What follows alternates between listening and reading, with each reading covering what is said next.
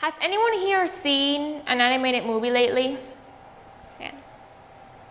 Did you only go because your kid has been bugging you for the last week to take them to the movie theater? And the ones that didn't go were like, oh no, I'm not gonna watch that, it's for kids. Or cartoons. Ew. I've actually heard that. And that simple reaction belittles an entire world of endless possibilities. Just because the letters PG sit at the top left corner of the billboard. Sure, they might be for kids, but that's no reason to minimize it into something insignificant or not worth watching. Animated movies don't sell to kids because of the pretty colors or catchy songs. They sell to kids because they are the ones that want to see what they haven't discovered. Animation brings an incomparable sense of nostalgia and joy when done correctly, and dare I say some are even better than live action films. Now, some animated movies are bad, but we're not going to talk about those today. We're going to talk about the ones that were truly meaningful to you as a child and still are today. The ones that you remember, the ones that you want to see, the ones that make you feel things that you can never put into an existing language, the ones that make you dive into outstandingly amazing worlds filled with wonder, where you can ride dragons, houses are lifted up by 1,000 balloons, a rat cooks at the best restaurant in Paris, robots fall in love, princesses have healing hair towers long, or powers that make ice, castles tall, or the ocean has a mind of its own. There's an Isle of Dogs, a panda learns kung fu, toys come to life. You get to experience cultures that you've never known before. Animation pushes boundaries, it has no limits, and also including the alluring, breathtaking visual effects that make you lean back and say, wow. So modern animation usually doesn't use the classic method of hand drawings or stop and motion anymore, where you place the images and pass through them frame by frame to create the illusion of motion. Now we use a process called tweening with computer-generated imagery, where you draw the first image of a movement and the final image, and then the computer fills what's in between. For you to get the idea, to make Academy Award winner Spider-Man Into the Spider-Verse, it took 177 animators, each one a week to animate 1 second of footage, and a year to animate 10. Of course, movies have their own animation style, but every single one follows the same criteria for the actual production process. They start with storyboarding, the graphic script of the film. Then there's more technical stuff like rigging, where they make a 3D model of the character, a skeleton, if you will, and that they get to assign movement to. Then we got character animation, where they bring life to those skeletons, and they would actually act out the scenes and to use as reference for later. Then, this is my favorite one, there's character simulation.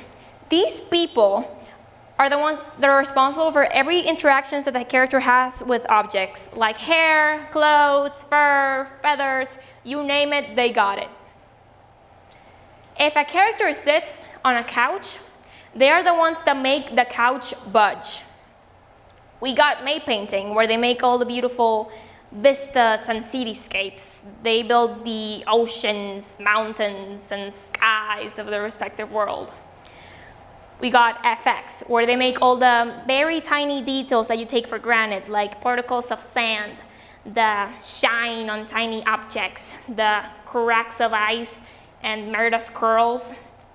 There's even a group of people that uses math formulas to create the texture of moss. Moss! Basically, they do the final cleanup of the film.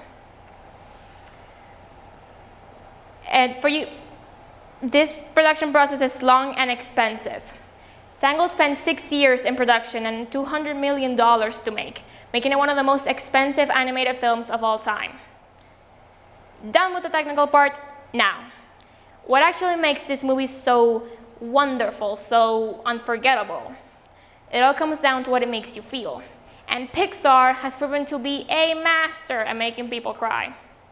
And they accomplish this by how they use music.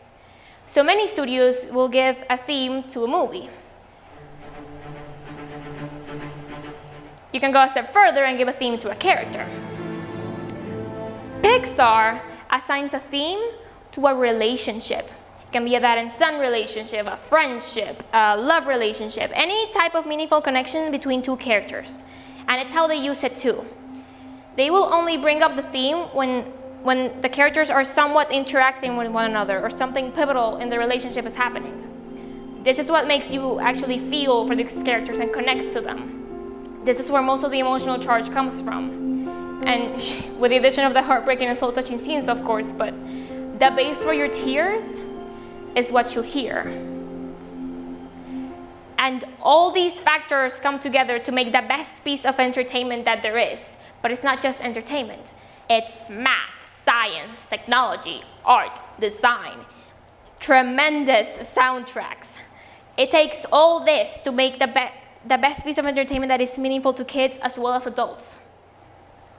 It could be a sense of family, a sense of adventure, what it means to have a true friendship, that tackling issues like prejudice or loss or our own mortality, that it's okay to be sad, that no matter where you come from or who you are, you can always do something great.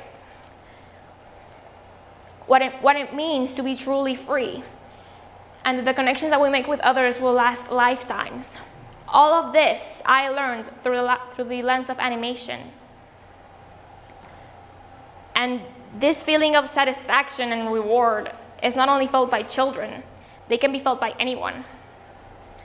With lovable characters and beautiful scenery and comedic punchlines, brings you a sense of indescribable joy.